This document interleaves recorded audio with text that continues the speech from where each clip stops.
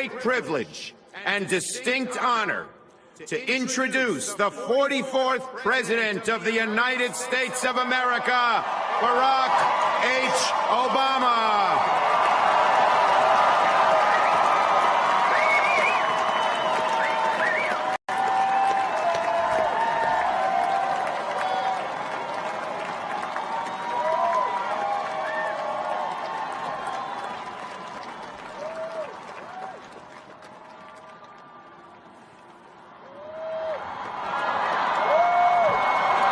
Thank you.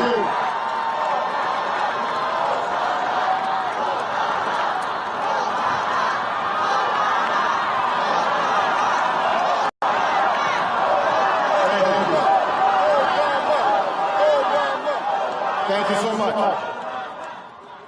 Vice President Biden, Mr. Chief Justice, members of the United States Congress, distinguished guests, and fellow citizens. Each time we gather to inaugurate a president, we bear witness to the enduring strength of our Constitution. We affirm the promise of our democracy. We recall that what binds this nation together is not the colors of our skin or the tenets of our faith or the origins of our names. What makes us exceptional, what makes us American, is our allegiance to an idea articulated in a declaration made more than 2 centuries ago. We hold these truths to be self-evident, that all men are created equal,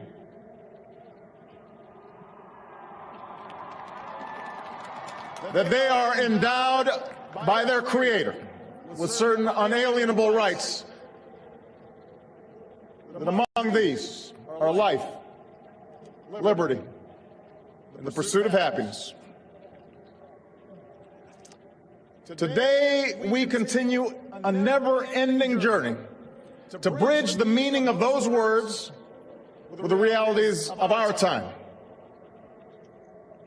For history tells us that while these truths may be self-evident, they've never been self-executing. That while freedom is a gift from God, it must be secured by His people here on earth. The patriots of 1776 did not fight to replace the tyranny of a king with the privileges of a few or the rule of a mob. They gave to us a republic, a government of and by and for the people, entrusting each generation to keep safe our founding creed. And for more than 200 years we have. Through blood drawn by lash and blood drawn by sword, we learned that no union founded on the principles of liberty and equality could survive half slave and half free. We made ourselves anew and vowed to move forward together. Together we determined that a modern economy requires railroads and highways to speed travel and commerce, schools and colleges to train our workers. Together we discovered that a free market only thrives when there are rules to ensure competition and fair play.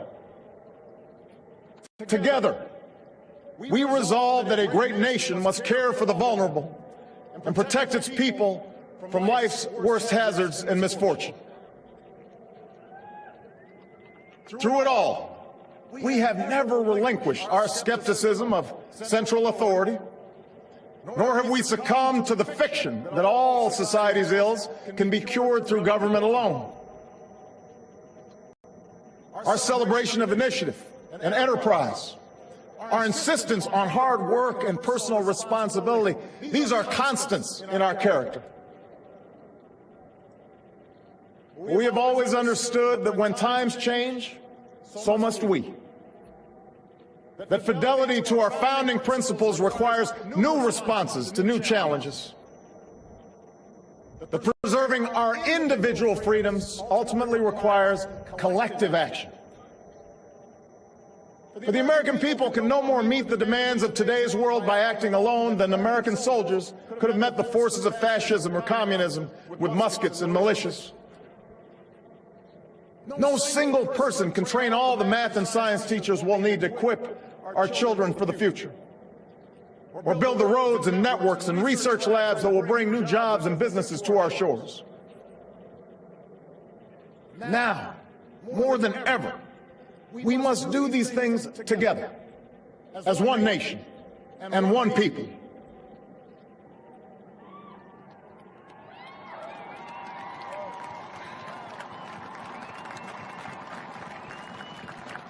This generation of Americans has been tested by crises that steeled our resolve and proved our resilience. The decade of war is now ending.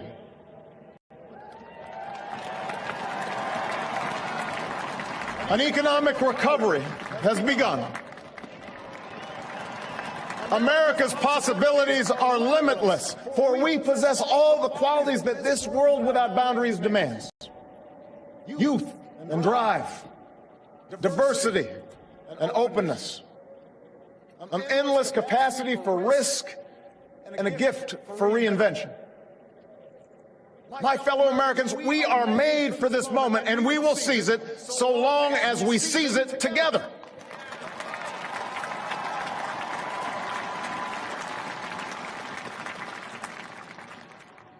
For we, the people, understand that our country cannot succeed when a shrinking few do very well and a growing many barely make it. We believe that America's prosperity must rest upon the broad shoulders of a rising middle class. We know that America thrives when every person can find independence and pride in their work, when the wages of honest labor liberate families from the brink of hardship. We are true to our creed when a little girl born into the bleakest poverty knows that she has the same chance to succeed as anybody else because she is an American, she is free, and she is equal not just in the eyes of God, but also in our own.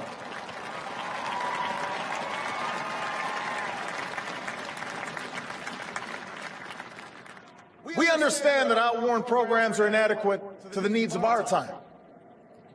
So we must harness new ideas and technology to remake our government, revamp our tax code, reform our schools, and empower our citizens with the skills they need to work harder, learn more, reach higher. But while the means will change, our purpose endures. A nation that rewards the effort and determination of every single American. That is what this moment requires. That is what will give real meaning to our creed. We, the people, still believe that every citizen deserves a basic measure of security and dignity. We must make the hard choices to reduce the cost of health care and the size of our deficit. But we reject the belief that America must choose between caring for the generation that built this country and investing in the generation that will build its future.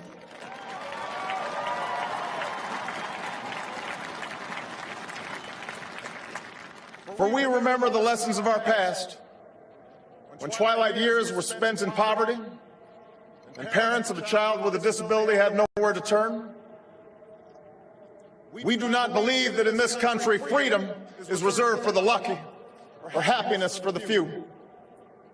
We recognize that no matter how responsibly we live our lives, any one of us, at any time, may face a job loss or a sudden illness or a home swept away in a terrible storm. The commitments we make to each other through Medicare and Medicaid and Social Security, these things do not sap our initiative, they strengthen us. They do not make us a nation of takers, they free us to take the risks that make this country great.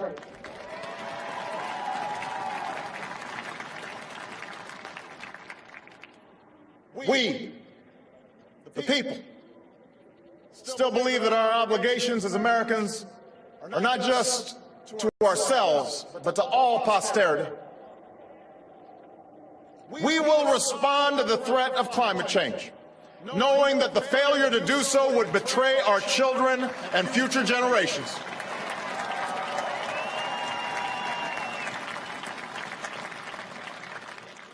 Some may still deny the overwhelming judgment of science, but none can avoid the devastating impact of raging fires and crippling drought and more powerful storms. The path towards sustainable energy sources will be long and sometimes difficult. But America cannot resist this transition. We must lead it. We cannot cede to other nations the technology that will power new jobs and new industries. We must claim its promise. That's how we will maintain our economic vitality and our national treasure. Our forests and waterways, our croplands and snow-capped peaks. That is how we will preserve our planet, commanded to our care by God. That's what will lend meaning to the creed our fathers once declared. We, the people, still believe that enduring security and lasting peace do not require perpetual war.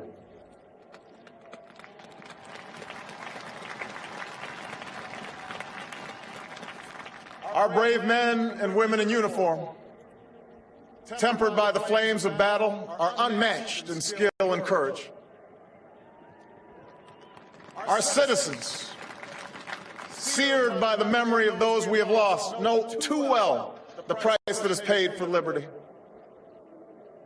The knowledge of their sacrifice will keep us forever vigilant against those who would do us harm. But we are also heirs to those who won the peace and not just the war, who turned sworn enemies into the surest of friends, and we must carry those lessons into this time as well. We will defend our people and uphold our values through strength of arms and rule of law.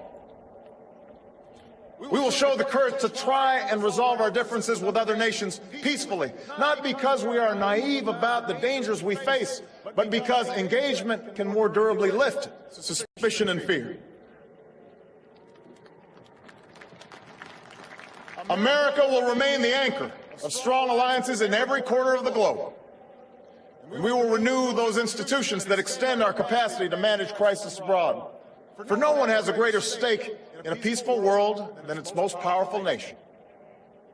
We will support democracy from Asia to Africa, from the Americas to the Middle East, because our interests and our conscience compel us to act on behalf of those who long for freedom. And we must be a source of hope to the poor, the sick, the marginalized, the victims of prejudice, not out of mere charity, but because peace in our time requires the constant advance of those principles that our common creed describes: tolerance and opportunity, human dignity, and justice. We, the people, declare today that the most evident of truths, that all of us are created equal, is the star that guides us still. Just as it guided our forebears through Seneca Falls and Selma and Stonewall, just as it guided all those men and women, sung and unsung, who left footprints along this great mall, to hear a preacher say that we cannot walk alone, to hear a king proclaim that our individual freedom is inextricably bound to the freedom of every soul on earth.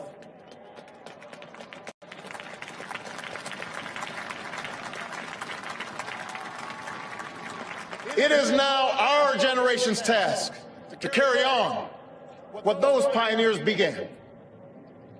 For our journey is not complete until our wives, our mothers, and daughters can earn a living equal to their efforts.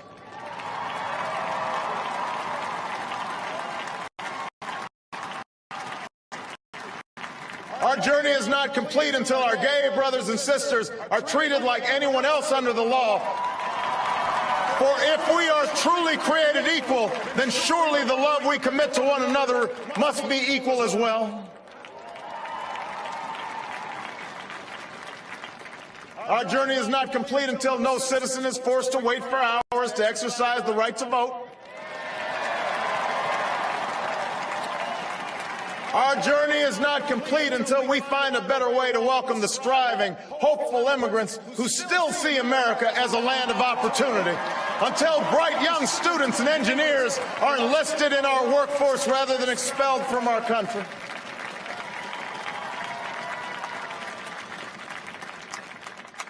Our journey is not complete until all our children, from the streets of Detroit to the hills of Appalachia to the quiet lanes of Newtown, know that they are cared for and cherished and always safe from harm. That is our generation's task, to make these words, these rights, these values of life and liberty and the pursuit of happiness real for every American. Being true to our founding documents does not require us to agree on every contour of life. It does not mean we all define liberty in exactly the same way or follow the same precise path to happiness. Progress does not compel us to settle centuries-long debates about the role of government.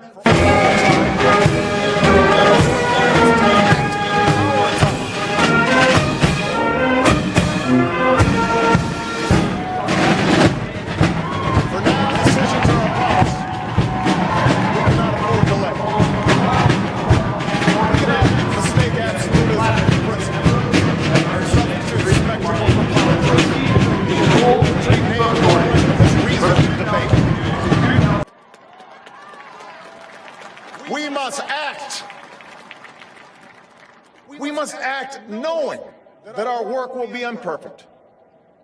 We must act knowing that today's victories will be only partial, and that it will be up to those who stand here in 4 years, 40 years, and 400 years hence to advance the timeless spirit once conferred to us and so on forward of them all.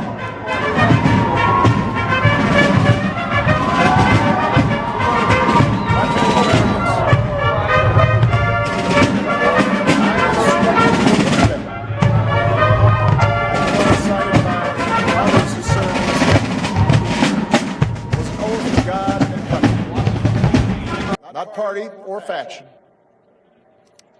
And we must faithfully execute that pledge during the duration of our service. But the words I spoke today are not so different from the oath that is taken each time a soldier signs up for duty, or an immigrant realizes her dream. My oath is not so different from the pledge we all make to the flag that waves above and that fills our hearts with pride.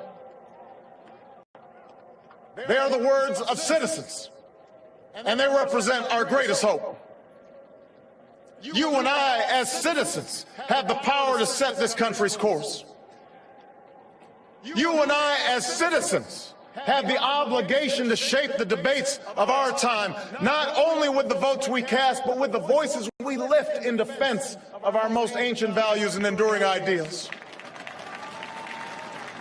Let us, each of us, now embrace with solemn duty and awesome joy what is our lasting birthright. With common effort and common purpose, with passion and dedication, let us answer the call of history and carry into an uncertain future that precious light of freedom. Thank you, God bless you, and may He forever bless these United States of America.